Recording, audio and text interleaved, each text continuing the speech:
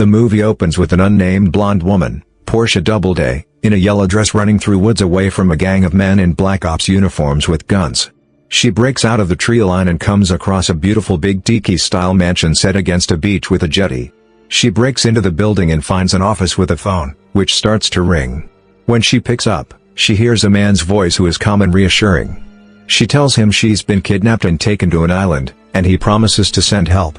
However, he calls her Mrs. Madison, leading her to ask how he knows her name. The man on the phone simply says, "Because you are one of my guests."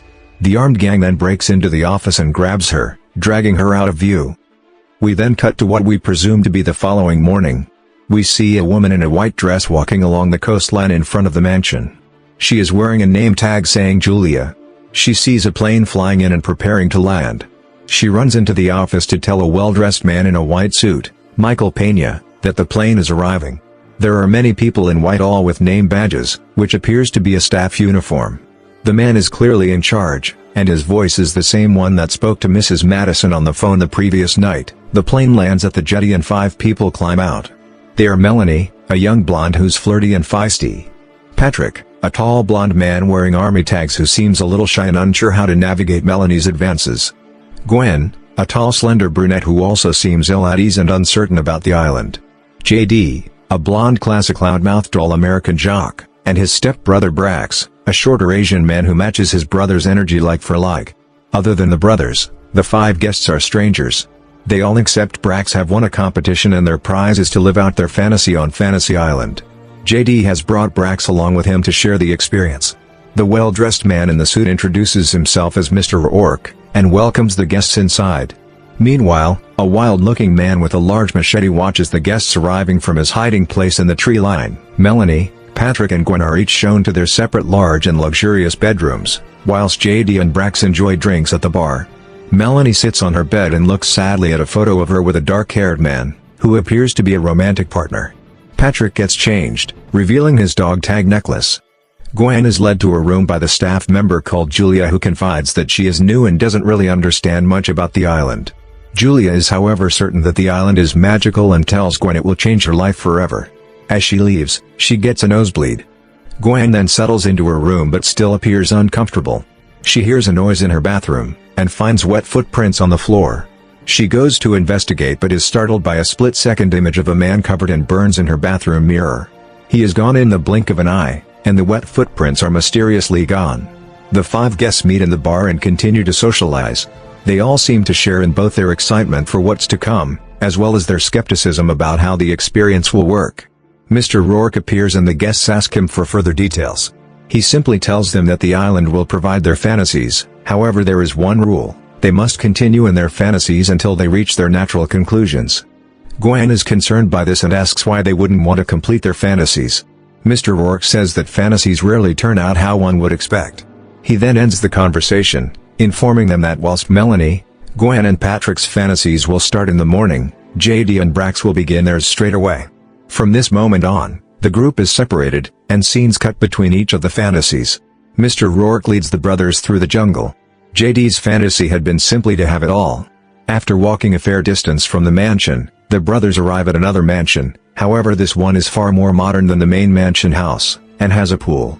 There are hundreds of attractive people in swimwear dancing and drinking and having a party. Mr. Rourke tells them it is theirs. The brothers are amazed and get stuck in immediately. JD surrounds himself with beautiful women in bikinis, whilst Brax, who is gay, is led away by muscular guys in speedos smoking pot. The party gets underway and the brothers drink their fill and sleep with the models. However, Brax has a disturbing vision of the burning man earlier seen by Gwen. Similarly, the man disappears suddenly, however Brax dismisses it as a hallucination brought on by smoking weed. Brax and JD eventually tire of raving and decide to explore the mansion further. They come across what appears to be the master bedroom, which has large closets full of fancy clothes. They each get changed into matching shiny suits and then discover a panic room hidden behind one of the closets. They continue to explore and come across an armory downstairs which is filled with an arsenal of weapons, from bazookas to hand grenades. The pair play with the weapons, setting off some of them over the bay, and continue to party. We then see Gwen waking up in her room the following morning, and being summoned to Mr. Rourke's office to begin her fantasy. Mr. Rourke is taken aback by Gwen's fantasy, and explains it will be harder than most people's fantasies, which mainly revolve around money and sex. Gwen explains that 5 years earlier, a man called Alan who she had been dating proposed to her on their 1-year anniversary. She had declined him, and regretted it ever since. As Rourke pushes her to talk about it further, she reveals that she had felt it was too soon, but now yearns for a family life and desires a child. Gwen cannot see how her fantasy could possibly be simulated, and tries to ask Rourke what lies ahead, but he evades her questions, and leads her to a door with snake carvings on it. She walks in to find herself in the restaurant where Alan had proposed. She turns to see Alan himself sat at a table waiting for her. Gwen is in disbelief and asks Rourke and Alan how they had staged it, but Rourke continues to be evasive, and Alan seems genuinely confused by her questions. Gwen relaxes into her date with Alan and chats to him like old times. He then begins to propose and she tries to tell him he doesn't have to, still believing he has been asked there by Rourke. However, Alan persists and asks her to marry him. Gwen is shocked and cannot continue to protest, and accepts his proposal immediately.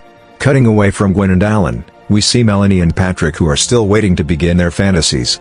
They discuss what it is they asked for, and Patrick reveals that whilst he works as a police officer, he always wished he had joined the military, and asked to be a soldier. Melanie tells him her fantasy is to seek revenge on a girl who bullied her in high school. She admits that the fantasy is silly, but explains that she'd been deeply affected by the bullying, and had to see a counselor who she nicknamed Dr. Torture. Rourke then appears and gives Melanie directions to a lift and tells her to go to the basement, where her fantasy will begin. Melanie gets into the lift and presses a button with a snake motif on it. She is nervous and watches water dripping from the ceiling of the lift as it judders down. She gets out and finds herself in an underground bunker, with a retro panel of lights and switches. Lights come on and behind the panel of switches is a two-way mirror. Behind the glass is a woman tied to a medical chair in some kind of torture chamber. Melanie identifies the woman as Sloane, the bully who she aims to seek revenge on, and initially believes her to be a very realistic hologram. However, the woman is the same one seen earlier being captured by armed men claiming to have been kidnapped and forcibly taken to the island. Melanie begins pressing buttons on the panel, each of which cause a different type of torture, ranging from mild electric shocks to being doused in cold water. She presses one button and screens light up in the room with Sloane and begin playing a sex tape involving Sloane and a man who isn't Sloane's husband. As Melanie presses another button, the screen shows Sloane's Facebook account, and the sex tape being posted. It then shows a hidden spy camera in Sloane's house and the pair watch Sloane's husband seeing the sex tape. He then calls Sloane's phone, and the phone call comes through to the room. Sloane's husband shouts down the phone at her for betraying him, however Sloane is gagged and unable to speak to him. A door to the rear of the room then opens and a tall masked man in a vintage surgeon's uniform walks in wheeling a trolley of medical sharps. He picks up a scalpel and begins to cut Sloane. At this point, Melanie begins to panic as she realizes it isn't a hologram, and Sloane is actually there being tortured. She tries to stop the scene, but the man approaches the glass, pulling down his face mask to reveal his face. His mouth has been stapled closed. Melanie recognizes the man's face and calls him Dr. Torture, her former counselor. He continues to torture Sloane, so Melanie uses an intercom to give him instructions, seemingly playing along. However, she successfully manages to manipulate Dr. Torture into electrocuting himself through a combination of the electric shock button and the water. Melanie breaks the two-way mirror and frees Sloane. Sloane isn't particularly grateful to Melanie, and fails to fully remember her, initially calling her Meredith. Melanie pretends to be another kidnapped victim and the pair escape through a back door leading out to the woods. Patrick is in a Range Rover with Rourke, who drops him off in the middle of the forest. He hands him a bag with an army uniform and sends him out into the woods. He puts the uniform on and walks alone for a while into the woods before being come upon by the wild-looking man with the machete. He gives him an ominous warning that people die on the island, and tells him to leave with him. However, a unit of soldiers then approaches and the wild man scarpers. The soldiers ask Patrick who he is, and he plays along and says he lost his unit in the woods. The soldiers are uncertain and say no other units were there but them. They tie Patrick's hands behind his back and march him at gunpoint back to their base camp. Patrick doesn't particularly like his treatment, and complains that this isn't part of his plan. The soldiers don't understand and ignore his complaints, marching him back to base.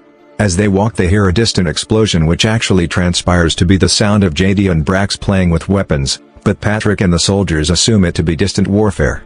Upon reaching base, they tell their leader, Lieutenant Sullivan, about Patrick, but Patrick recognizes the lieutenant immediately and becomes distressed.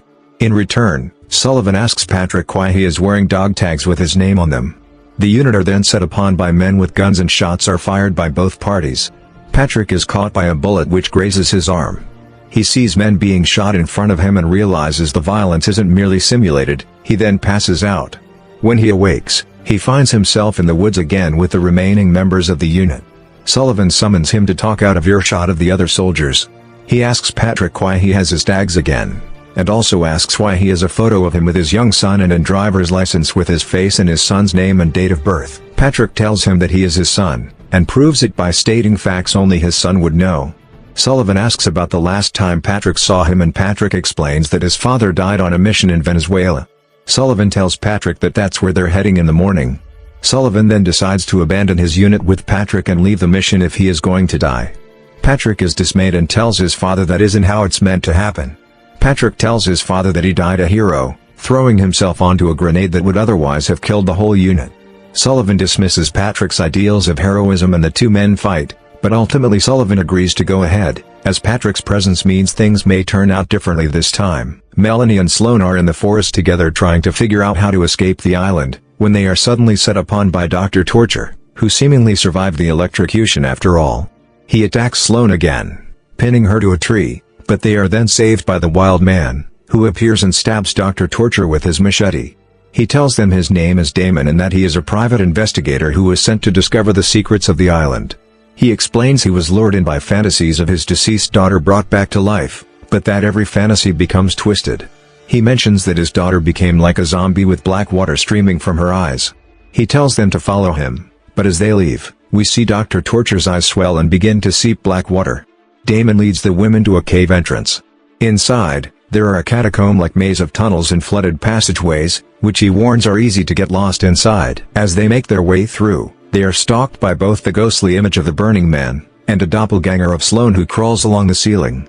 Eventually, they make it to the center of the maze of tunnels and find a large dripping stone suspended above a well of black water. The stone reveals images to whomever stands before it of what they fantasize about.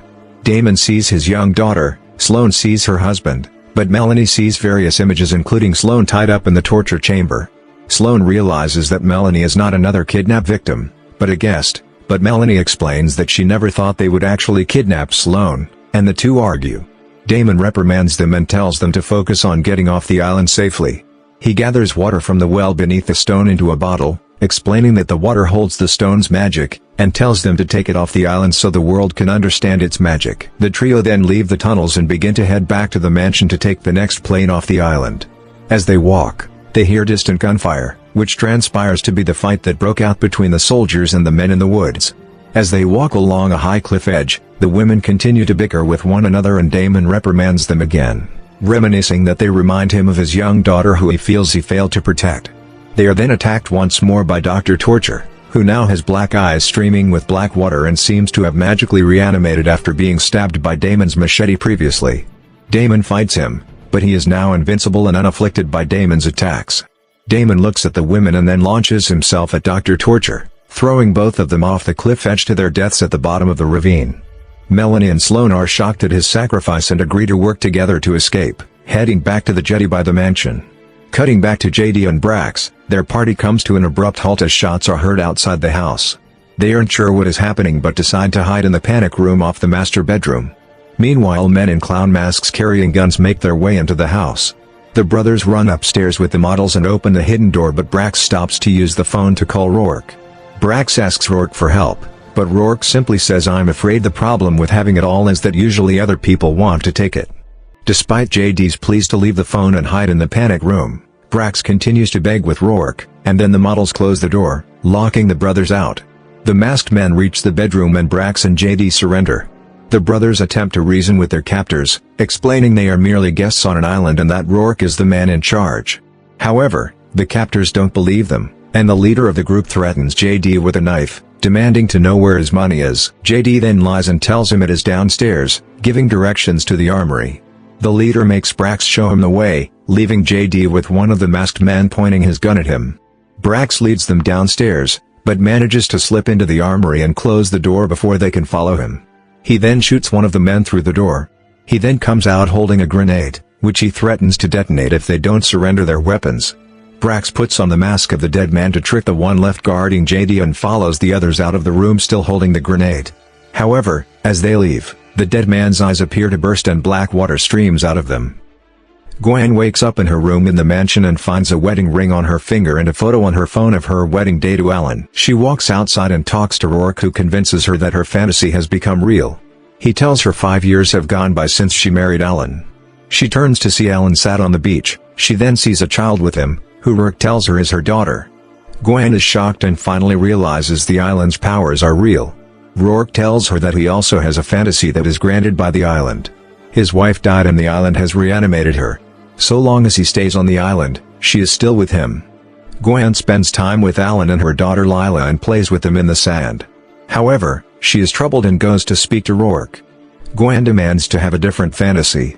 She tells him if she had known the fantasy would be real, she would have used it more responsibly to right a wrong from her past. Rourke initially refuses her, and Gwen is very distressed. As she paces around the mansion, she stumbles across Julia, who is very sick and coughing up blood. Gwen helps her and then discusses her problem. Gwen explains that 6 years ago she accidentally caused a fire in her apartment, killing her neighbor Nick Taylor. Julia comforts her and encourages her to ask Rourke again. She goes back to Rourke's office, and this time successfully convinces him to give her a do-over.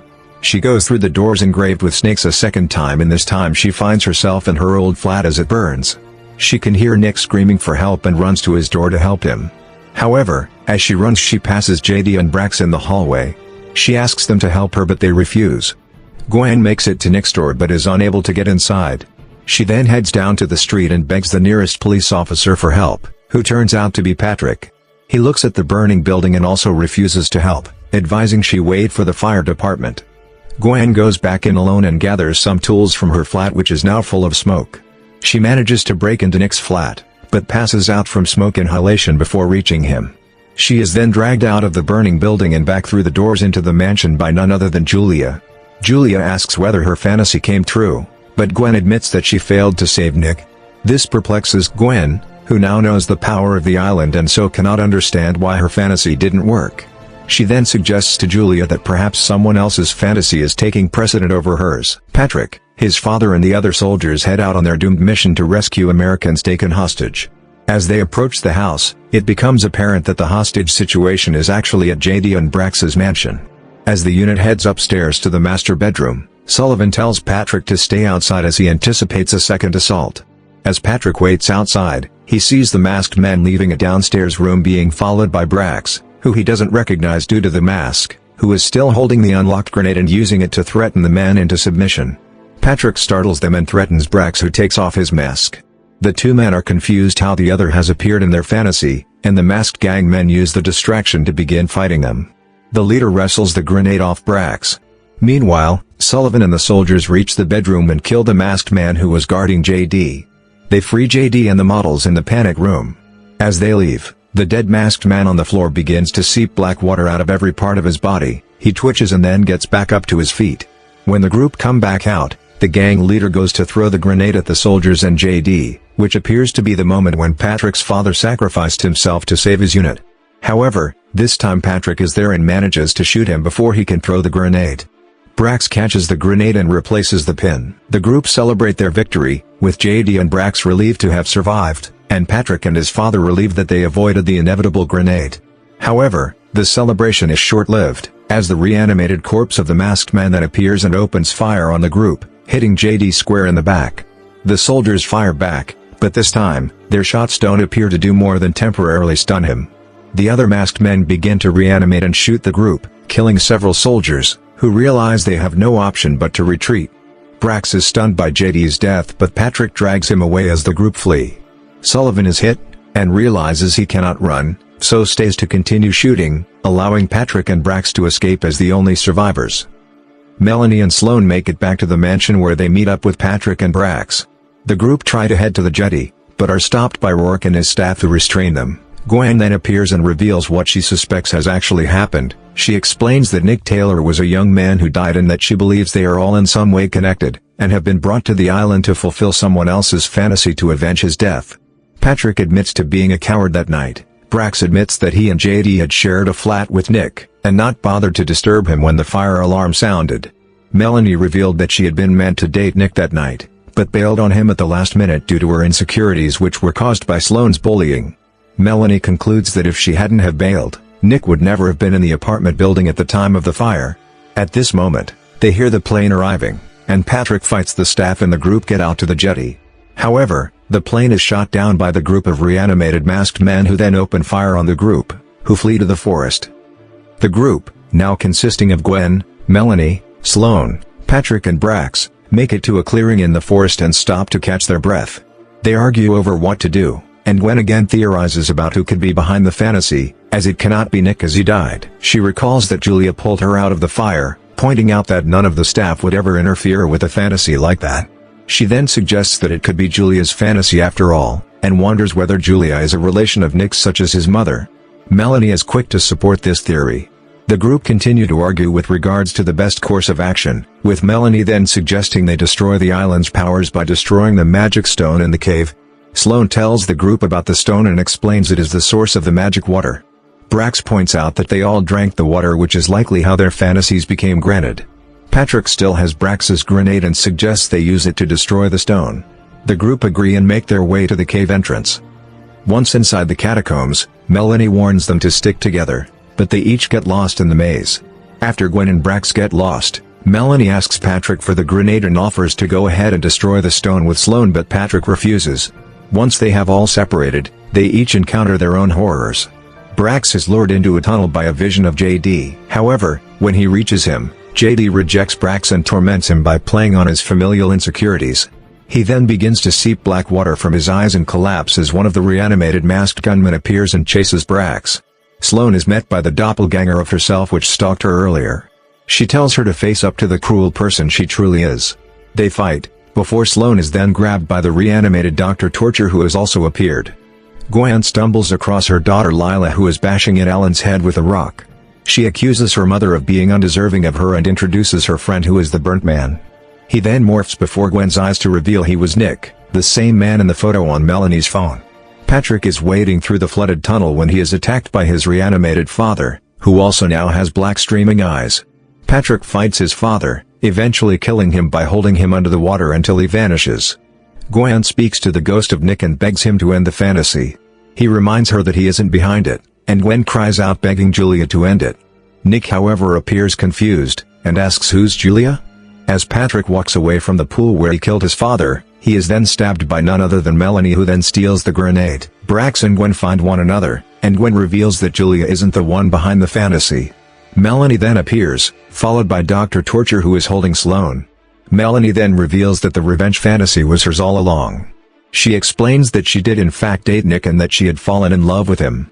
When he died, she was disgusted that the others appeared to move on with their lives, whilst her future was stolen. She discovered the island and plotted the whole thing, making her fantasy before the others. They question why she has allowed them to survive this long, and Melanie explains that she wanted them to survive to see what she'd done, harking back to an earlier comment she'd made about there being no joy in a revenge if the victims don't find out why. Sloane then goads Melanie, telling her she isn't impressed by her scheme, and calls her pathetic. Melanie becomes enraged, and whilst her back is turned, Gwen and Brax grab Melanie's knife and the grenade.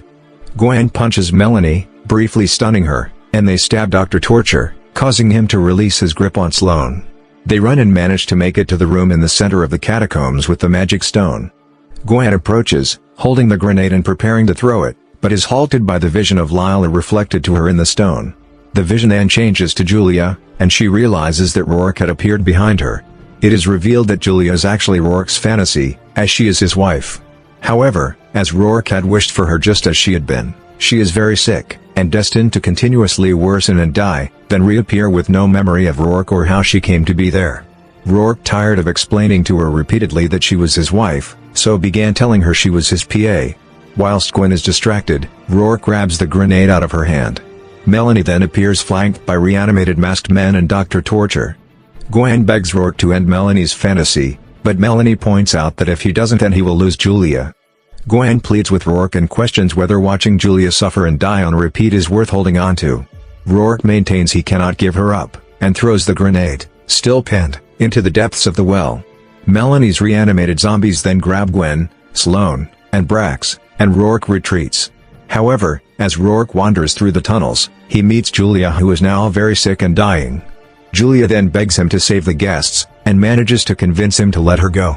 Rourke then re-enters the central chamber and interrupts Melanie as she gloats. Patrick also limps into the room, appearing from another tunnel clutching the stab wounds to his abdomen. Rourke points out that all of his guests get a fantasy, and attention turns to Sloane, who hadn't had one. She still had the canister of water collecting earlier from the well by Damon. She drinks the water, and uses her fantasy to wish for Melanie's death. The burnt ghost of Nick erupts from the well and grabs Melanie, dragging her back into the well and under the water with him.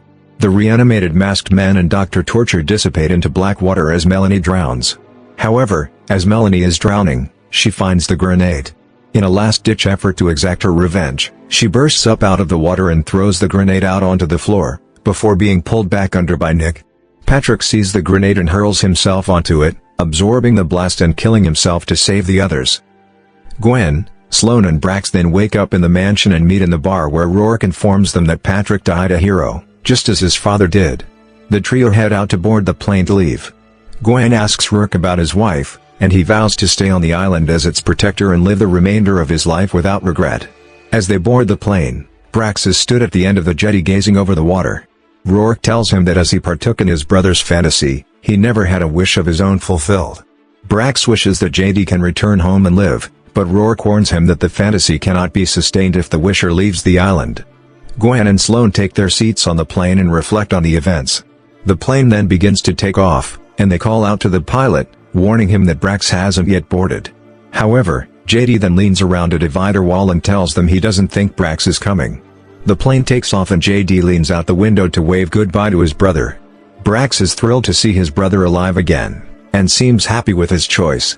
He and Rourke discuss what he will do now he's stuck on the island, and Rourke tells Brax he'll need a uniform. It is never revealed precisely what role Rourke plays in the fantasies, or why he chooses to stay once his wife is gone. The film closes with the island and its staff, now including Brax, still fully operational, leaving the movie open to potential sequels.